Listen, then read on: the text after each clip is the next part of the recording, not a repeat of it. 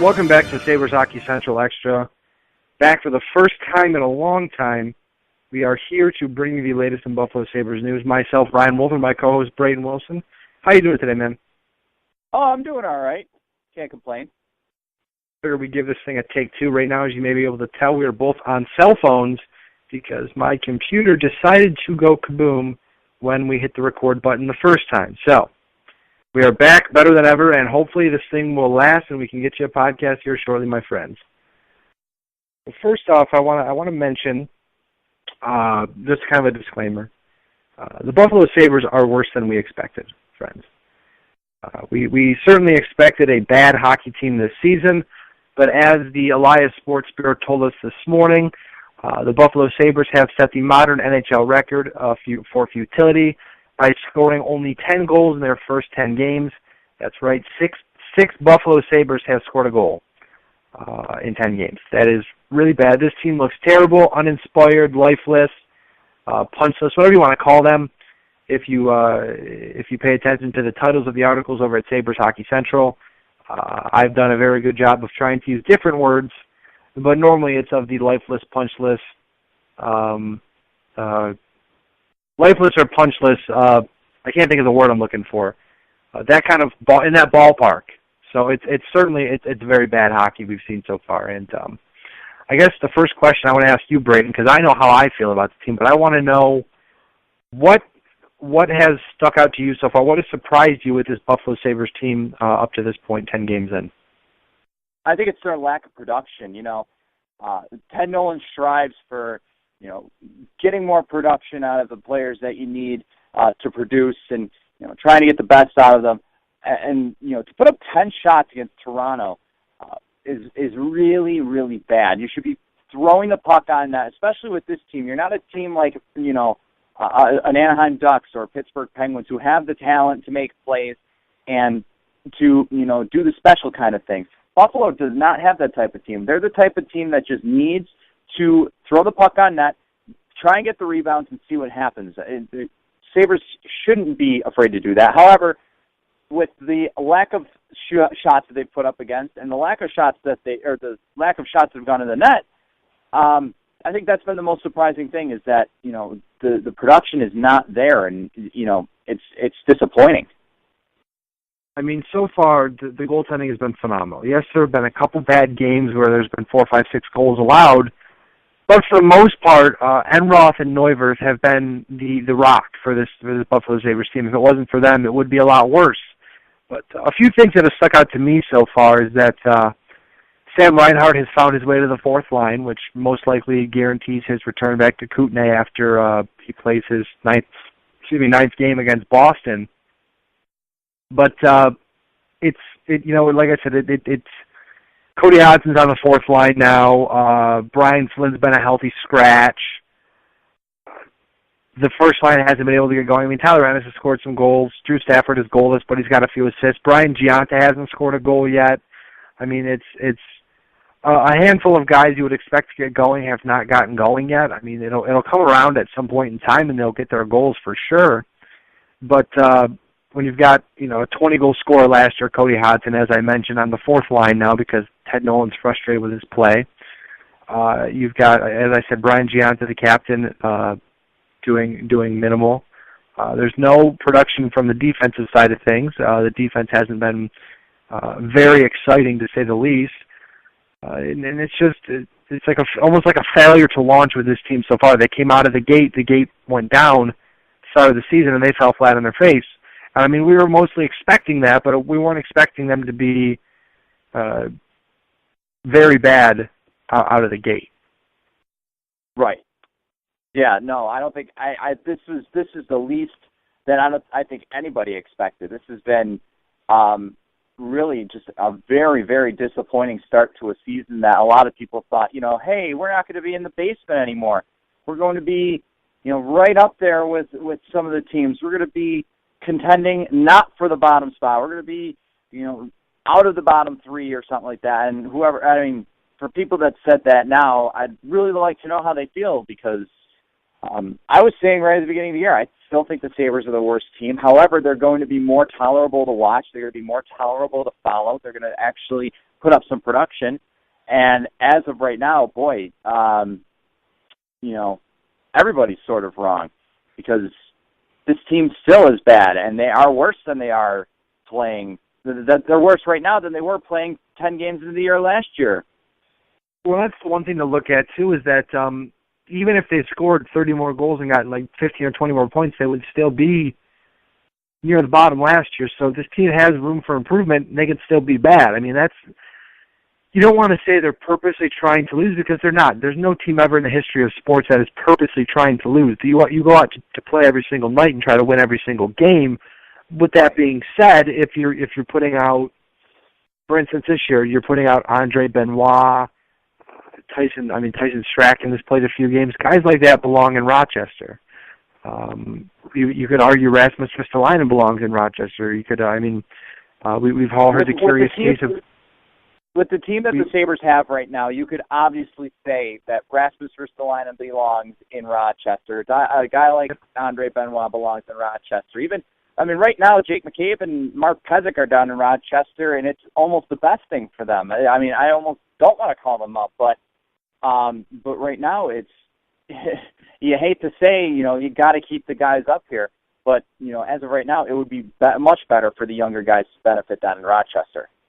Absolutely, and like I said, like I was saying, my last point is that when they have guys like Tyson Strachan and Andre Benoit up in Buffalo over guys like Mark Pesic, who most people believe he is an NHL-ready talent right now, he could play and be an effective defender in the league now, you almost try to wonder what they're doing, but then you figure it's better off for this franchise to finish lower this season because they still need a few more high picks to plug into the system to make them better quicker, and that's ultimately the goal. I'm not sitting here saying that they're tanking or advocating that they're tanking. I'm just saying that they've come up with a game plan that it is better off for the franchise now and in the future to get lower or get higher picks.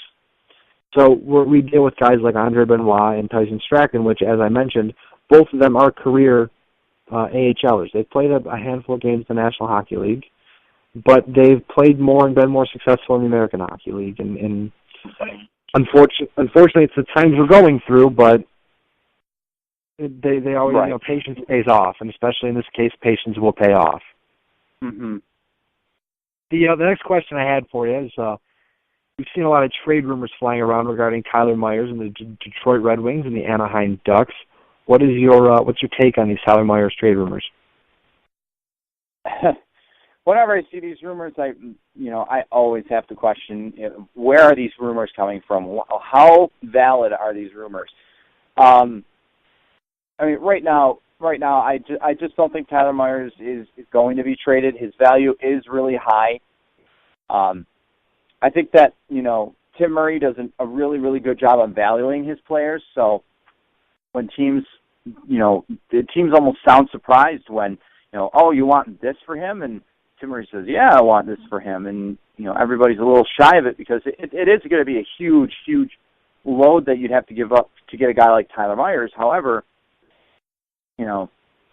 especially for Tyler Myers, playing on a team like this does nothing to help him out as a player. But I think that especially for a guy like Tyler Myers, the sooner for him that he gets traded, the better. But we don't even know if he's going to get traded. I think that Myers is definitely up for discussion. I think that he could be traded really any day at this point. But to me, it seems likely that he's going to get traded more towards the deadline.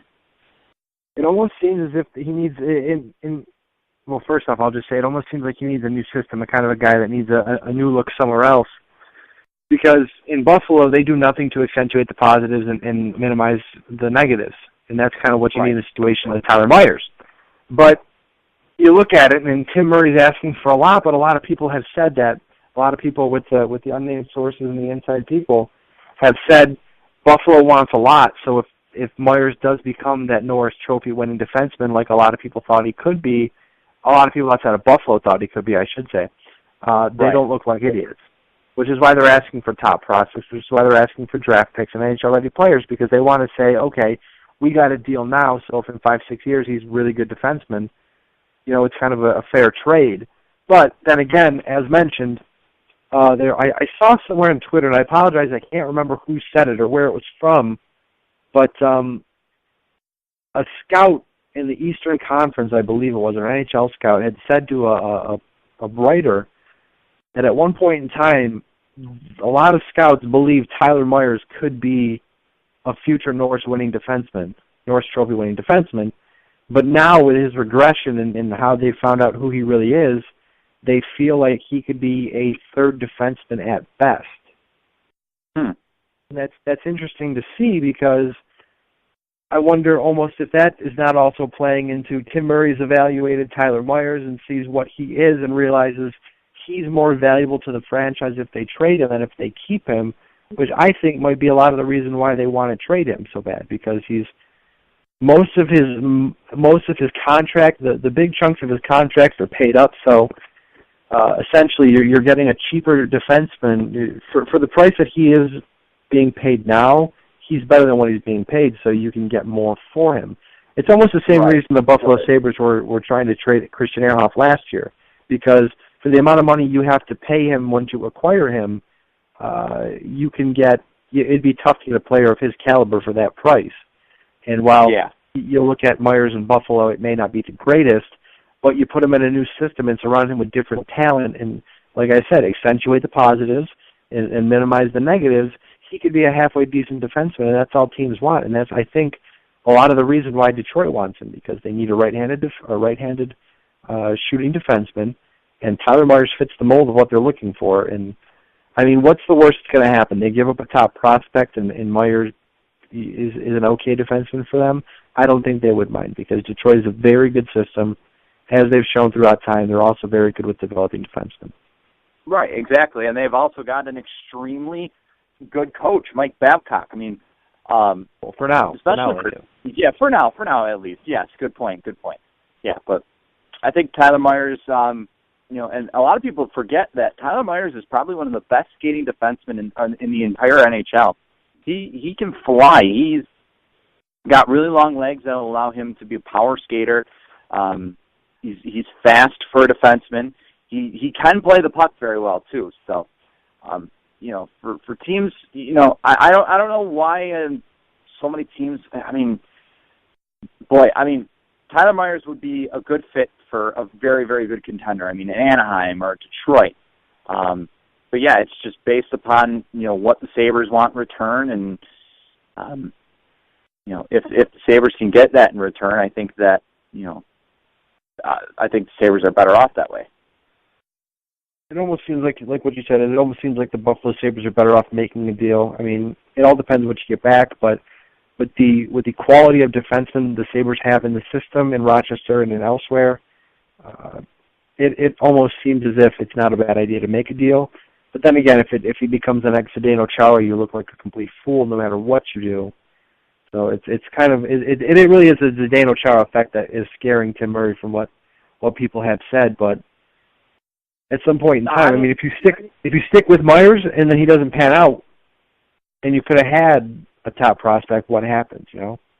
Right, exactly. But I think the thing is that Tyler Myers is not going to be he's not really going to be a Zdeno Chara, because him and Chara, honestly, their games are different. And a lot of people say, well, he could be a Zdeno Chara. It doesn't matter. Tyler Myers has a different game. He's not as physical as a Zdeno Chara, even though he tries to be.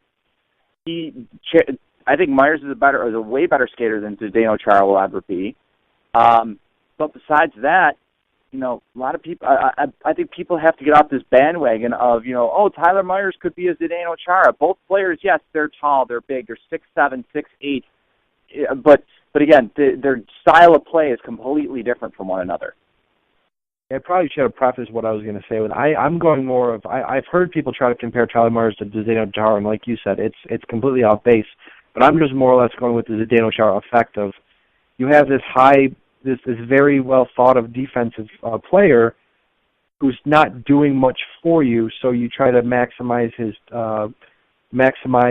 worth by trading him. And as we all know, the Islanders traded Zdeno Chara, and he became Zdeno Chara after they traded him, thus them looking like a bunch of fools, which is kind of what Tim Murray's trying not to do now, which is, again, like I said before, why he's trying to get such a big deal. So if it does blow up in his face, he can still say, well, hey, it blew up in my face, but look what I've got, look what I made of it.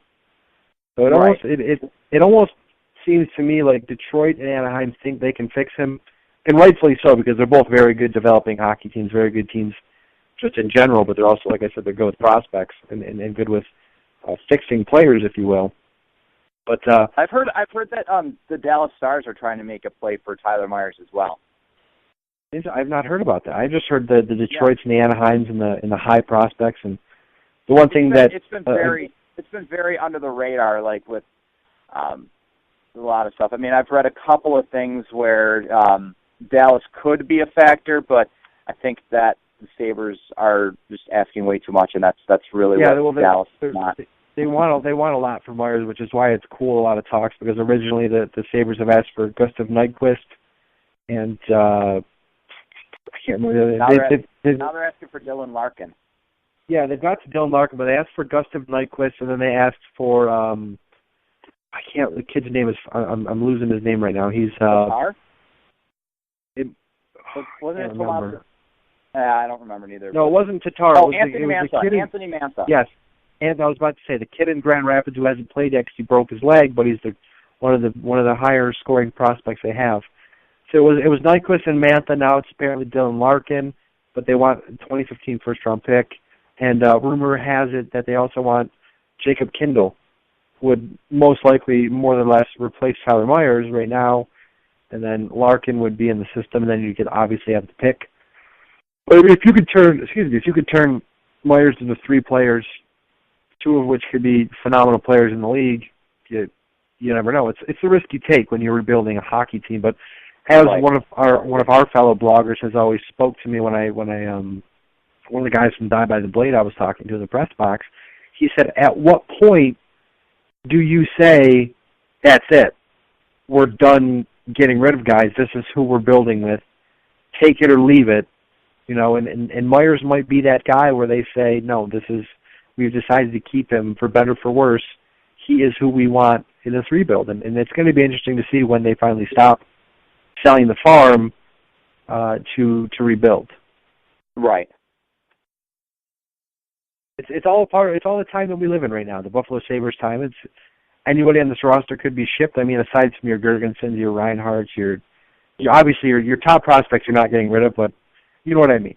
The deadline can roll around, and the Sabres could trade Drew Stafford. They could trade a veteran defenseman or a third line winger or a center, whatever. I mean, we're still in those times where anything goes in terms of trading players, so we certainly could find out in 4 months that the Sabres decided they want to trade 4 or 5 guys. They could decide they want to keep everybody. Who knows? We don't know when the floodgates are being shut at this point, if you will. Mm-hmm. Right, exactly. And I think that, I mean, even with the whole trade talk coming up right now, I think that if the Sabres continue with this, the trades might start coming sooner than a lot of people are expecting. Absolutely. I think, if anything, with the team struggling so bad, I know we're going kind of long on this, but it's the first podcast of the year. We kind of got to let the off season catch up with us and air out the tent, if you will. Chris Stewart, I think, could be traded sooner than later, just because, as we see now, I mean, even Tyler Myers and Chris Stewart, I think they could be traded any day, solely because Tim Murray knows what he wants for those 2 players. There's no secret. He has a price in mind, and he won't budge. But when it comes to a struggling hockey team, and we saw this last season when the Buffalo Sabres fired Ron Rolston, if the team struggles enough and nothing works, what happens? If you try to change the lineup, if you try to bench guys to fire them up, try to do this, and that, you fire the head coach to spark this team. Well, sorry to tell you, they're not firing Ted Nolan. What comes after firing a coach? Right. You try to make a move, or you try to shift players up and down from Rochester and vice versa. Only problem with that, there's nobody on this roster, I believe, besides Sam Reinhart and Zemgus Girgensons who can clear waivers. And obviously Girgensons is going nowhere. Reinhart most likely will go back to Kootenay, so there's a slight possibility the Buffalo Sabres could waive some guys to send them to Rochester. or try to send him to roster, have to clear waivers, whatever. I don't think that's going to happen either. No. I think the only plausible thing to happen would be a big trade, or a quote-unquote big trade, to shape things up and say, hey, we're not dealing with this. If you don't want to be the next guy out that door, shape up or shape out, or shape up or ship out, pretty much. Right, exactly, yeah. And, as you just pointed out, that is the best way. It's either you fire the coach or you trade somebody and say, hey, if you don't want to be here. I mean, they did it with Christian Eroff over the offseason. They bought him out saying, hey, if you don't want to be here, tell me right now, because then we'll do something about it, and you buy him out. And I think that's sort of what's going on. I mean, I don't know if Tyler Myers necessarily doesn't want to be here, but still, you just got to make that point saying, if you don't want to be here because you don't think this team's going in the right direction, let us know, because we'll do everything we can to accommodate you and put you in the situation that you want to be put in. Well, that's like the same thing that's going on right now with Cody Hodgson. Is you wonder how much longer is this charade going to go on for? We all know he's under contract for 5 more seasons, but at some point in time, you have to wonder what are they going to do with Hodgson, because we all know he cannot play defense. He's poor, one of the worst defenders I've seen in a long time. When he crosses the red line, completely clueless, it seems. But he can score goals. He scored 20 goals last season, over 20 goals last season. And that's valuable in this league. Young goal scorers are valuable in this league. You just have to find someone who is willing to take the time to, teach him how to play defense, invest the time, and then maybe get him on a better team or put him in a better system. I mean, I've not heard anything about a Cody Hodgson trade, so don't try to put words in my mouth, people. But guys like that, you wonder. You think to yourself, how much longer are they going to deal with this, or how much longer is Hodgson going to deal with this? Until he says, you know what, I don't think this is best for me. I understand I signed a deal here, but that was under an old regime, and now we've got new management here. I just don't like what's going on. Right. No, I mean, yeah. I mean, now that I've seen this fourth line thing for Cody Hodgson, I immediately thought in my head, could Cody Hodgson be gone by the end of the season or by the trade deadline? And I think that's a very strong possibility at this point. And again, feelings can change. He can work better, work harder, because that seems to be all Ted Nolan wants. I mean, in practice, when you're screaming at players and telling them to wake the F up and just throwing talented players in the fourth line. I mean, Cody McCormick's playing on the third line. That's ridiculous to me. But maybe putting, they'll have the line for, obviously by the time most people hear this, it will be after the game, but for the game Friday, it appears right now that Delorier is going to be centered, or Delorier and Hodgson will be centered by Reinhart. That doesn't sound like a fourth line to me, but I think if for more or less, it's just going to mean it's a talented line, but they're just going to play 10 minutes instead of 15 minutes or 16 minutes. So we'll have to see how that one works out. But also, the other thing I almost completely forgot to mention was the return of Pat Kaleta could also spark some lineup changes, because we all know that Pat Kaleta will play right off the bat. I mean, he seems like the perfect Ted Nolan kind of guy. He can play valuable minutes on the fourth line. He hits. He finishes his checks. He's a hard worker, and he plays the penalty kill. I mean, last we checked, he plays the penalty kill pretty well. And also to mention that, to go off your point there with Kaleta coming back, they'll probably take the spot of Reinhart, because Reinhart's going to play his 9th game against Boston, and then after that, it's expected for him to go back to Kootenay. Well, I'm not only expecting it, I'm hoping it, because if they keep Sam Reinhart here this season, that is a waste. Right. Oh, yeah, that's a huge waste. It's not a situation. I'd be fairly upset. And it's not a situation where he's going to learn too much from Buffalo this year. Right. It almost seems like these past couple Sabres teams have been just load up with the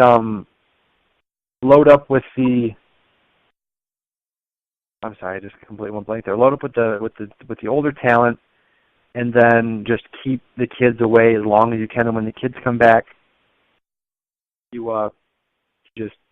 move on. I mean, that's what I've always told people. That if that Ted Nolan will be here as long as the Sabres are bad.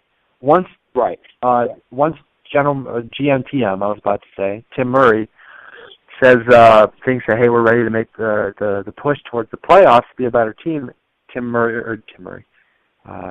Nolan won't be here anymore, and that's kind of that's kind of the thing I've used as a judging point. Once Ted Nolan's gone, we're ready to be a good hockey team again.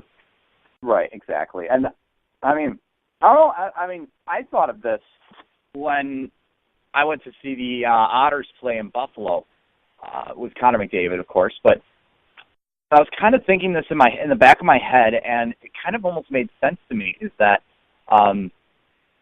what if when you think about getting the new coach, whether it's, after this season or coming up for the next couple of years, what about the coach for the Erie Otters, Chris Knobloch? And I mean, I've had the chance to meet him. I've had the chance to talk to him. He's a very, very smart, hockey sense type of guy. He knows how to work well with what he's got. Because last year, I mean, he had Connor McDavid playing second line for most of the season because he had guys like Dane Fox and Connor Brown playing on the first line, and I forgot who they had centering them. But after a while, Connor McDavid finally got up to the first line and was playing with Brown and Fox. But I mean, he knows. But it seems like Chuck Knobloch is the type of guy, or Chris Knobloch is the type of guy that knows how to handle his guys, and knows how to handle what's given to him. And I think that when the time comes, I think that he could be a very, very liable option for the Sabres as head coach. I'm not really sure, to be completely honest. I think they'll bring somebody in that, and again, this is all just speculation at this point, but I certainly think that they would bring somebody in that would be able to coach up this team. I mean, they need. I assume they would get someone like, I'm not saying that they would get the specific guy, but they would get a guy like a Mike Babcock or a guy like Dan Bilesma. And I say those names just because those are the two hot names out there, because as we mentioned before, Bilesma hasn't, well, we didn't mention it before, we hinted at it, but Dan Bilesma hasn't re-signed with the Red Wings. He's a free agent after this season, and obviously Dan Bilesma was fired by the Penguins, but look what he did with all the young talent in Pittsburgh when he was there. I mean, as time went on, it kind of got limited solely because I think, in my opinion, the general manager did a poor job of replenishing talent because they were trading away all their prospects to get guys who would help them win, and then those guys didn't help them win. Anyways, right. I think they would get a guy, an experienced head coach who can coach up young talent and knows how to get the best out of them. Because right now, Ted Nolan, for better or for worse, is coaching an X's and O's system, and it's not working. Right. Right. No. I mean, when you don't, I mean, analytics, again, I've said this so many times, analytics such a big part of the NHL this time. Well, nowadays, it's such a big part of the NHL with advanced statistics coming up. And Ted Nolan has straight up said, I'm not an analytics type of guy. I believe in heart and grit, compete. And, if you come out there and you're in your spot, then, you deserve to play. But, I mean, you got to look at the stats. And especially for, when you look at defense with Mike Weber, Andre Mazzaros, Andre Benoit, I mean, you got to look at the stats and say, well, obviously these guys are not working. I got to either A, switch something up, or B, I got to sit some people and play some other people because, I'm sure that guys like Tyson Strachan and Nikita Zadorov would be a better option to put out on defense than Andre Mazzaros and Benoit and Mike Weber as of late. Well, hey, I'll tell you what, seriously, this season is going to be a long one. Very long. As of late, it's been showing it's going to be very long. Yeah, it may turn a few Sabres fans off, but off from the team, I should say. But we're you and I, my friend, and us at Sabres Hockey Central, we're in it for the long haul. I'm certain of that one. Oh, yeah. I was gonna say I'm gonna wrap things up now because I just realized it's 10 to 2 as we speak, and I have to get to work shortly. So I will say you can follow Brayton on Twitter at BJWilsonSHC. I'm at WolfSHC on Twitter. Like us on Facebook, facebook.com/Sabres Hockey Central. Check out the website, SabresHockeyCentral.com. No matter how bad this team is, we will be here for you every single day of the season. You better believe it. As you said, Brayton, we've already been tested so far, and we're still standing. We've got a few bruises, we've taken a few punches to the ribs, but we're still standing here. So. Yeah, at this point, I'm asking myself, how much worse can this get? And honestly, I don't think it could get much worse, but you never know with this game. Don't say that. Do not say that, because I thought that last year. I thought, how bad can this be? How much worse can this be? And then we watched the season, and I went, oh my God, did I jinx myself? Yeah. But, yeah, ladies and gentlemen, the man on the other line is Brayton Wilson. I'm Ryan Wolf. I promise you next time we will be on a better system, through the computer, back on Google Plus like we have been for the past handful. I think this is our 12th or 13th episode. Next time, maybe we'll be together and actually doing a live podcast where we don't have to contact us over different lines. Yeah, I'll tell you what, we will be. I've got the setup at my house. You know, the setup we had last time. I've got it all perfected for my other podcast, and it's ready to go. So whenever you want to walk in the door, my friend, the podcast is ready, and we can make it happen whenever. Sounds good. But thank you again, everybody, for listening. We will be back shortly. I can't promise you when, but we'll be back soon to talk more Buffalo Sabres hockey here on Sabres Hockey Central Extra.